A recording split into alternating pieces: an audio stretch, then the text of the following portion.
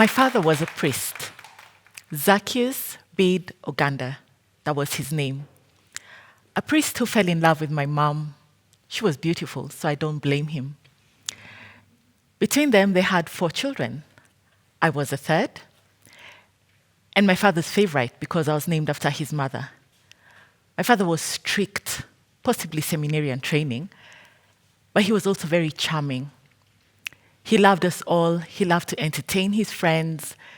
I didn't look forward to weekends at some point in my life because that meant a lot of cooking. When you're a girl, you're cooking and serving visitors and boiling water.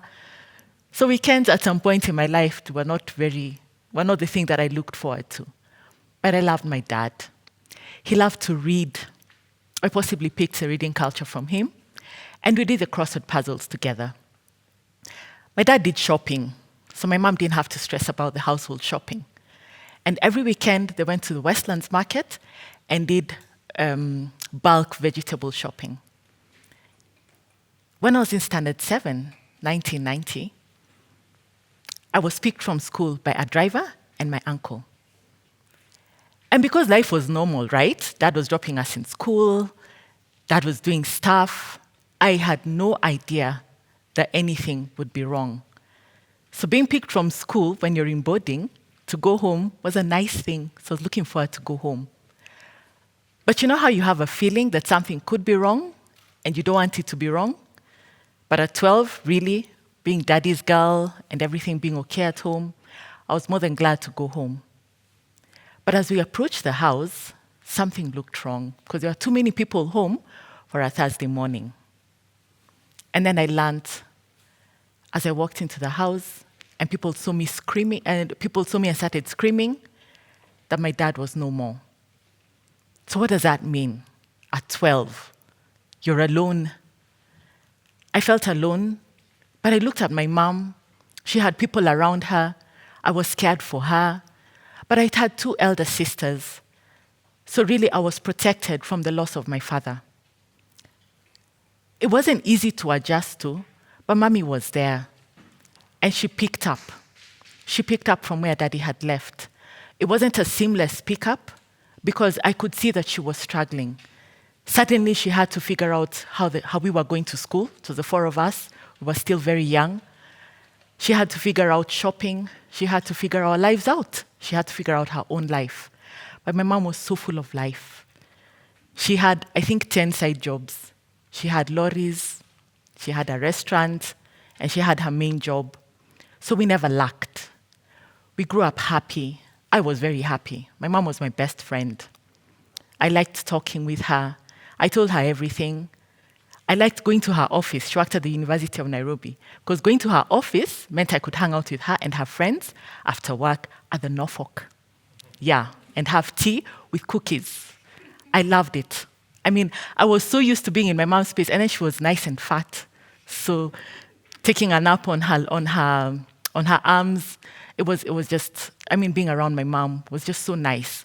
So the loss of my dad was covered by that. She was there. She'd wait for me, imagine, after school, and walk with me from the bus stop to the house as we chatted even about the weather or the state of the road at that point, but we walked home together. So I loved my mom. And then she fell sick. Then all her chubbiness went, but she was still mommy. So I could still lie on her laps. And I sat on her laps at 21. I was not ashamed because she was my mom. And she didn't mind it. So she carried me and we'd sit together and we'd talk about everything, including how she was feeling.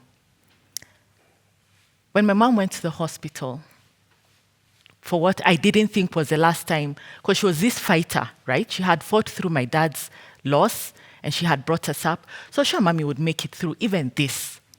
So we went to the hospital. She was admitted. She struggled through her illness. I'd see her wanting to hold it together. She didn't want to look weak. She didn't want to lie on that hospital bed. She wanted to be up and about, making sure that everybody was okay. She had a heart for everybody. But her life was ebbing away, and I didn't want that. So I told God, between you and I, make sure she hangs around long enough to see enough of her grandchildren. Because where is she going?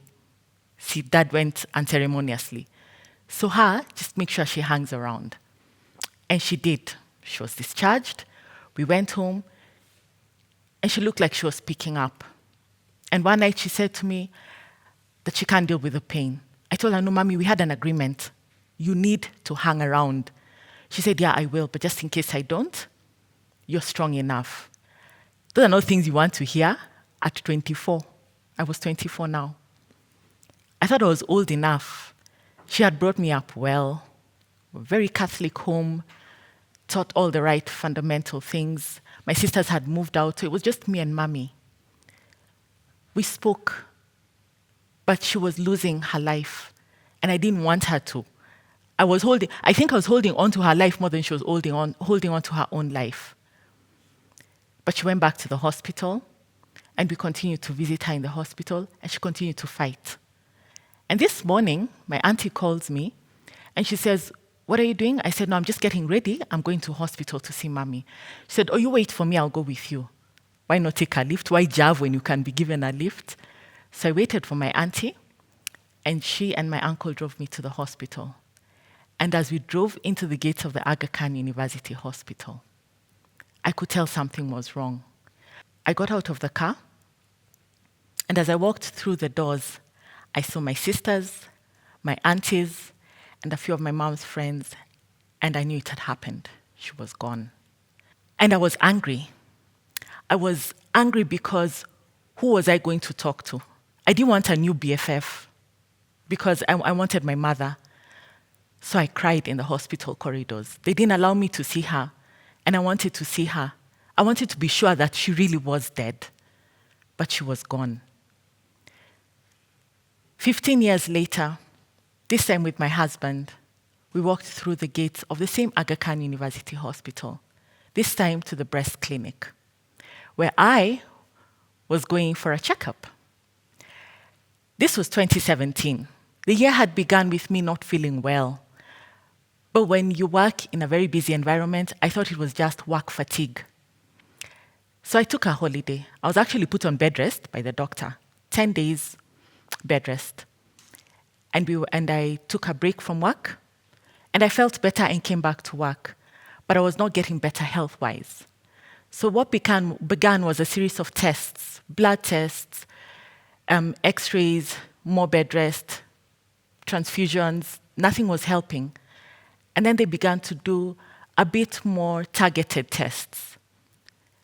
So between the month of May and the month of August 2017, I was in and out of the Aga Khan Hospital and my day job. It was tiring, and I needed the hospital tests to be done with quickly so that I could go on with life. At this point, I was a mother of 4. I was a wife, and so there are expectations at home. So I just really needed these hospital people to figure out what was happening with my body, restore it, and let me get on with life. And then, as we walked in through that hospital gate on this day with my husband, there were 3 doctors. One of them, to be very honest, looked like a returning officer because he was writing very many things. I think it was for the previous patient. And then there was the one who you're sure is the man in charge because he was tall, he was standing. And then there was the other one, quiet. So we walked in, my husband and I, and then he opened my file. So he explained what the results of all the previous tests had meant and what the physical exam that they had just done meant. And then he says that I have breast cancer. My ears blocked. It's like he was talking to someone who was entering the room, but I couldn't hear. I heard him saying breast cancer, and then I saw his lips moving because my mind went back to the day that I had brought my mom to the hospital. So I began to think, am I dying? This is it. Is my daughter going to have to walk in and find her aunties crying over me? What will happen to my children? So he's talking. I can see the lips are moving, but I don't know what he's saying. Then he asked me, do you have any questions? And I shook my head. That defined the day that my life changed as I knew it. I had to think about work, my kids, Was I going to leave my husband a young widower? What was going to happen? You know, a cancer diagnosis is so confusing. I was scared because in that writing, they had written things about chemotherapy and radiotherapy, and the beginning of the journey was going to be a mastectomy. And he explained exactly what a mastectomy was. I couldn't even pronounce it correctly before that day, but now I pronounce it with ease. So it was a mastectomy, and they were going to get rid of a part of my body that defined me as a woman. And I was scared. What did this mean for me? What did it mean for my marriage? What did it mean for me going forward as a woman? We walked out of the hospital, and we took a few more opinions for a few more doctors. And it was decided that his treatment plan was okay. And so we went back and signed the agreement form, the consent form, and I began my journey towards a new me. A new me meant I was losing body parts that I was accustomed to. I was proud of how I was before that day. But here I was changing. Chemotherapy meant I was losing my hair. Now, I loved my hair. I loved my hair so much that in my net worth statement, I think my hair was in my, it wasn't a liability, it was an asset. So I couldn't imagine that I was going to lose my hair. What they tell you does not prepare you for the minute that you lose your hair, because I was lying down, and then I got up, and my hair was on the pillow. And I cried more for the loss of my hair than I did for the loss of my breast. And then there was all the confusion of my children. They looked at me and they were like, I could see it in their eyes, them looking at me with the pity of, you're sick. I needed to be strong. I was telling myself, be strong for everybody, because I was beginning to feel like a liability. People needed to check how I was. I needed to eat different. I couldn't use my right hand for a long time. I couldn't function normally. I was feeling sad. Was I going to lose my job? I had a fantastic employer who paid my hospital bills and ensured that I stayed at home long enough to recover. But I was scared still. Was I going to lose my job? What did this mean? How would I go back? I began to lose my memory during chemotherapy. And that frustrated me, because I'd look at my phone, pick it up, and I didn't know what I wanted to do with it. I'd get up from where I was sitting, walk, but I didn't know where I was going. Until my doctor explained to me that that was normal with chemotherapy. So that is explained to you when you're beginning your journey. But until it happens, you're confused. You want everything to go back to the way it was, but this is a new thing that is happening. I had gone through the loss of my parents, and then I had lost body parts. And then I was beginning to lose my identity. I didn't like this part of me that was going through treatment. I wanted the former me to come back, but that wasn't coming back because there was a new me to deal with. And then one morning, I woke up, removed the headscarf from my hair, and there was something that looked like a strand of hair. I was elated, to say the least. My hair was coming back. I couldn't believe it. It was a year later. I called my friends in my prayer group and said the hair is back.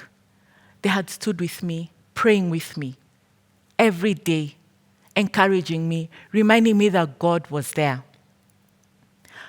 What I went through in my cancer journey taught me to appreciate the blessings we get every day.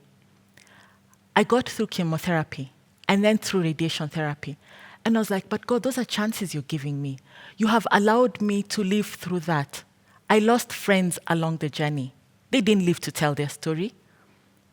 So I learned to appreciate every day that I have things to be grateful for. I got reminders every single morning that you can wake up, get on your knees and pray. Thank God even that you can get down on your knees to pray. When I thought about my mom and that she lost her battle, I said, but God, you've given me a chance to be here, to see my children grow. So now I love my children more. I try to give back as much as I can to cancer foundations because I know that there are so many cancer patients who are unable. It's one thing to get early detection, and then it's another to follow through with treatment. The desperation, would have me cry sometimes, even at the Aga Khan Hospital, where I'd sit and see patients walk in and your insurance has run out, and then people are not picking your calls, and you do not know how your next treatment is going to come in. So this loss of things that I had held on to, things I thought that defined me as a woman, I got a second chance to relieve myself, to see other things about me that I didn't know or didn't appreciate prior to my diagnosis. Things about me that I was strong enough to go through life. I was strong enough to be a better mother, a better wife, a better friend to my friends, sister, and all the other roles that society defines us as. I began to understand life differently. I look out in the morning and it's raining, and I'm grateful that I lived to see that rain. It was a second chance for me to live life with more happiness, more gratitude, and above all, more fortitude. Thank you.